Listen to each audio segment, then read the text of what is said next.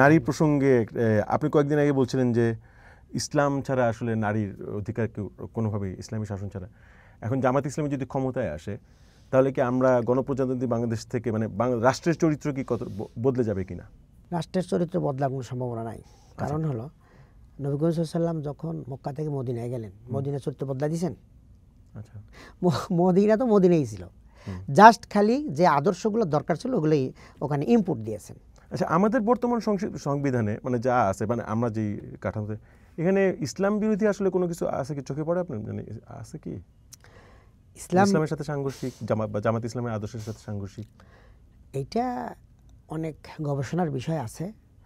তো এগুলো আমরা তখন পার্লামেন্টে এখন পর্যন্ত মোটা দাগে আপনাদের চোখে নাই কি তেমন কিছু? মোটা দাগে তো আছেই, যেমন মদ ইসলামে ওইটা তো সাংবিধানিক বিষয় না, ওইটা তো অন্য। হ্যাঁ, এমনিতে এরকম না, কিছু কিছু আইনের ক্ষেত্রে যেগুলো আমরা যাচাই বাছাই করে ওগুলোকে কিভাবে রিসেবল করা যায় এগুলো করবো আর কি। এটা এখন পর্যন্ত তো আপনাদের